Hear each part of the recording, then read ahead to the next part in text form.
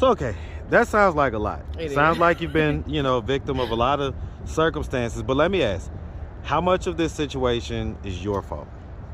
My stepdad was the only one who seemed to care, but eventually, everybody just had this bad idea about me because even as young as 12, my mother, the first time I got out of foster care, my mother, mind you, she's married to this man. She spread a rumor that I was not him sleeping with me, but I'm sleeping with her husband, and I'm also sleeping with her friend's husband. Why do you think she started that? Why do you think she thought that? I don't think she believed that. I think she just wanted to have something negative said about me. To this day, that's how my family is, and why I don't go to them asking for help. Because I probably could go stay with somebody if I really, asked, I really needed it. But I prefer to stay away from a environment that drove me to my mental health. She may happen to come across this video on YouTube. What message do you have for her? I don't care what you tell other people, but if we are to ever have a fully functioning relationship, all you have to do is admit what happened and just be apologetic. I just want to know that you're apologetic, like, sincerely. Okay. What's up, YouTube? Hit the like button, share the video. Now back to the content. Why do you think, what was it that you think that got you into that?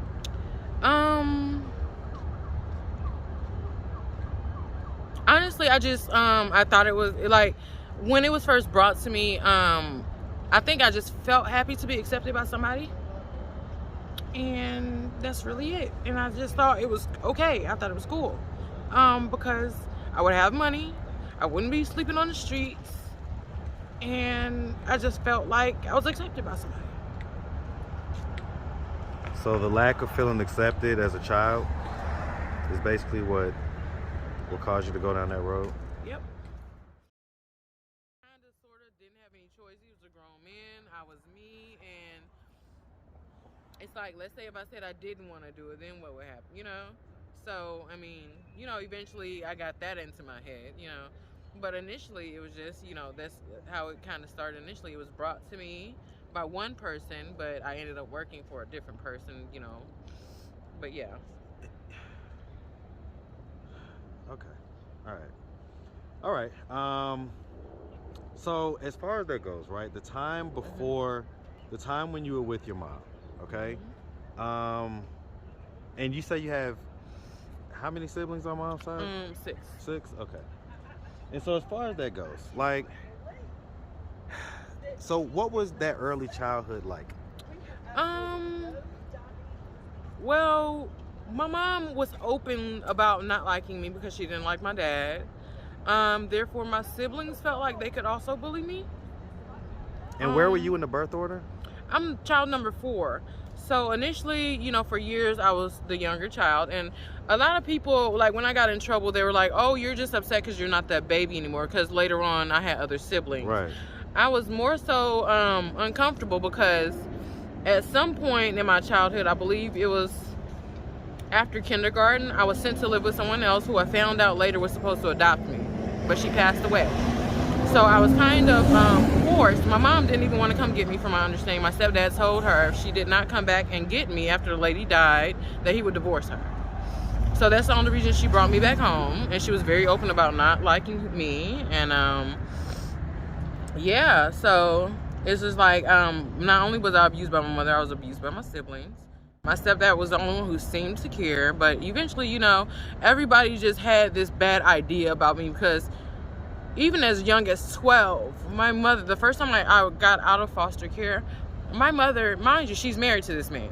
She spread a rumor that I was not him sleeping with me, but I'm sleeping with her husband, and I'm also sleeping with her friend's husband.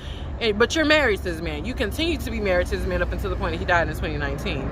It was never true. But, I mean, that's just how vindictive and mean she was. Why do you think she started that? Why do you think she thought that? I don't think she believed that. I think she just wanted to have something negative said about me. To this day, that's how my family is, and why I don't go to them asking for help. Because I probably could go stay with somebody if I really, asked, I really needed it. but I prefer to stay away from a environment that drove me to my mental health.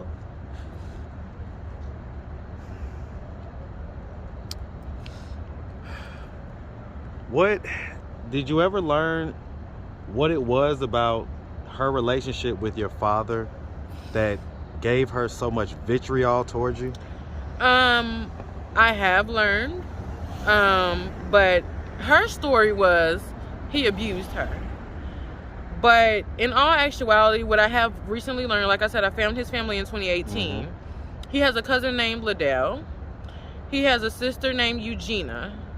And so basically what my mom was doing was naming my siblings after his family members. And they look nothing like him. They're all like chocolate, you know, brown. And he's like high yellow like me. And she kept trying to put babies on him. And they know who their fathers are. You know, they all know who their fathers are. But when I was born, she tried to make sure that I didn't have any contact with him because he never married her based on those other children. He continues to deal with her when I was born. She told him I wasn't his. She told me all these other different guys of my father's, they believed her. They would even come from out of town to see me and stuff and bring their families and bring her money. And how many different guys? 5, because I remember I asked at a family meeting, why does everybody else have one dad and I have 5? And my stepdad used to get upset because he might come home in the middle of the night. He was a construction worker. Sometimes he would come home late. And he would hear me on the phone with somebody. And then he's like, who you on the phone with? I would tell him. He would go upstairs, grab the other phone. You know you're not her dad. Stop talking to her. And he found out my mom had these people sending her money. But he would get on to them instead of getting on to my mom. But yeah, like she didn't want me to have a relationship with my father because he didn't marry her. And she basically prioritized, after she did get married to my stepfather once, my younger brother, the one who passed away, he died, I believe he was born maybe 98. So around that time, or I think around 2000 when my little sister was born, I think it's when they got married without telling anybody. And yeah, she basically just, because he was in the home with her, she only treated his kids good. For the most part, we didn't eat fresh food. We would eat mostly molded food, or food. Like if he made her make us fresh food, she would throw it on the floor or in the trash and try to make us eat it that way. Or like some days she just wouldn't feed us. Or if we got caught like making a sandwich or eating anything, it was called stealing. Wow. Is she still alive? Yeah. I have tried to reconcile so many times. And eventually, like, it took me a long time to realize that what happened to me was not my fault. Because I started to think I was bad, and then I started to act bad.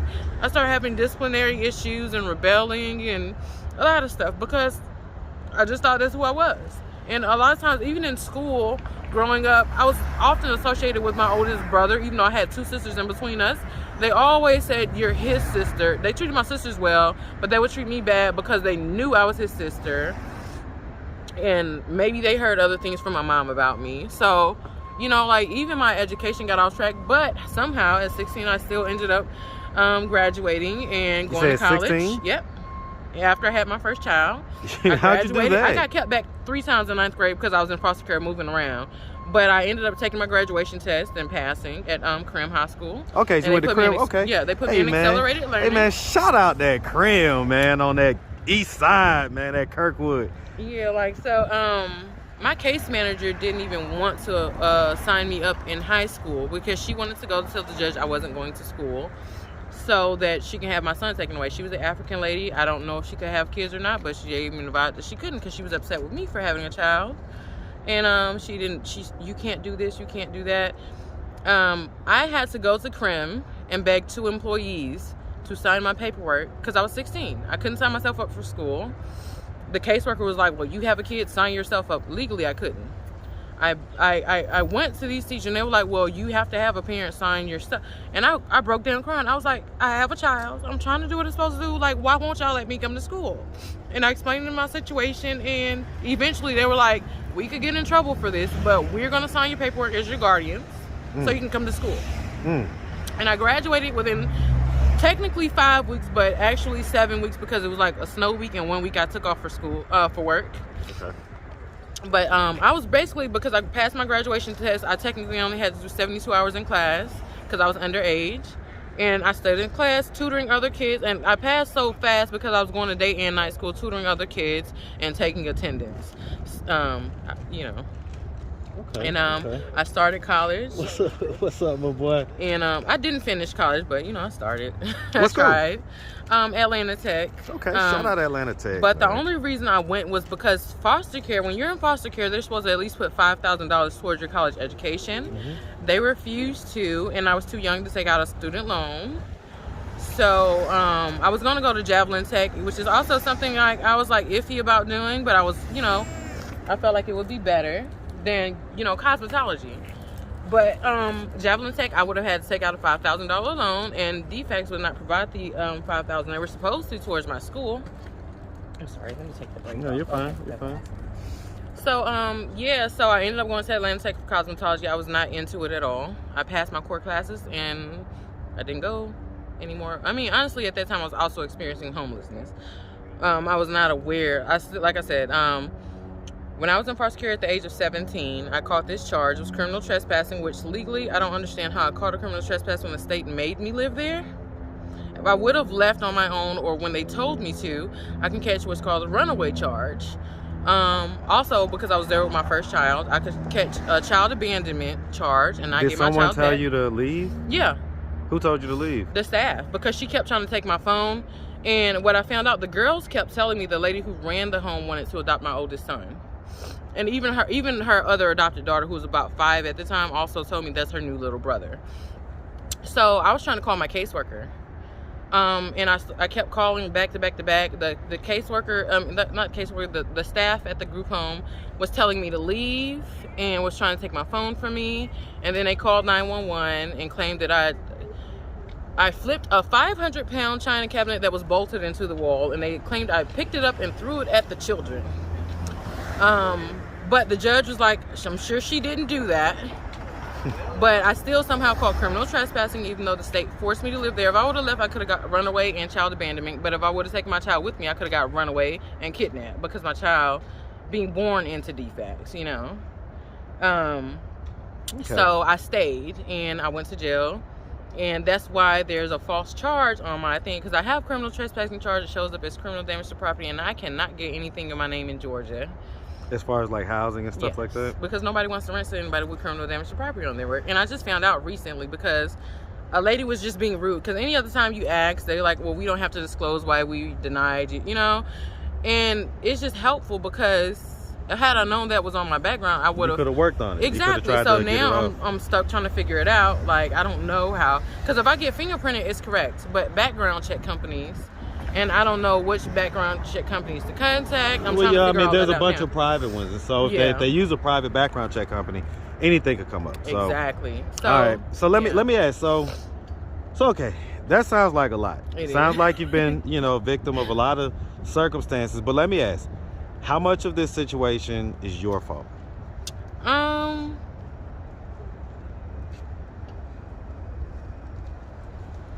I would say, at this point, I want to take full blame because had I not let my emotions take control, I would have stayed in Texas in my own apartment.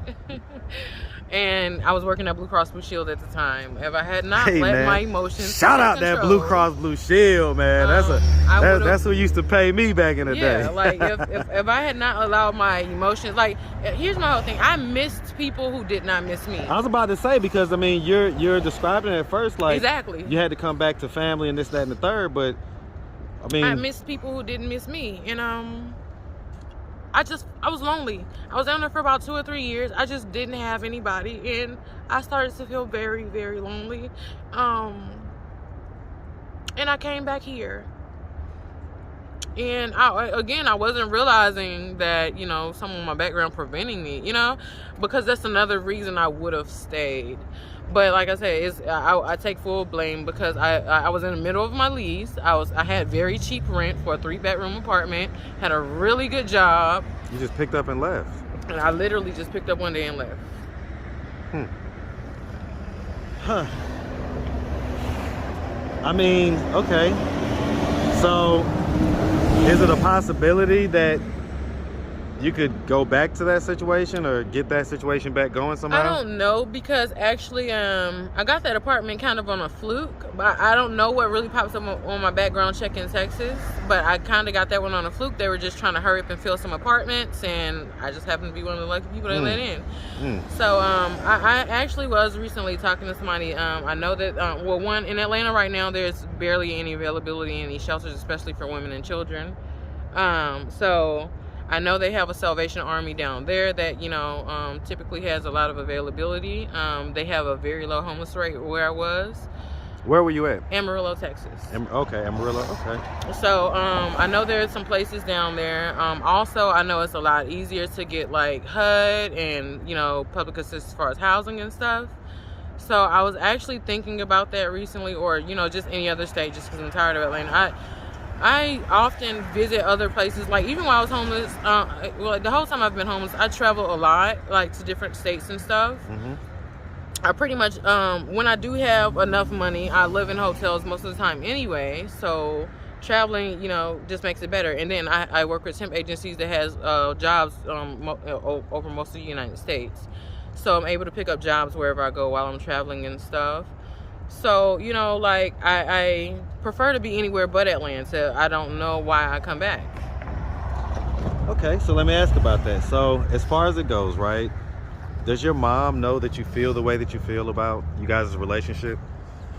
Yeah, she's in denial, because at this point, she just denies any of it ever happened. I think she's very apologetic, but I feel that we can't reconcile because she won't admit that things happened. And she has this thing that she does that really bothers me whenever I do see her, because I do try to see her every once in a while, not too often, of course.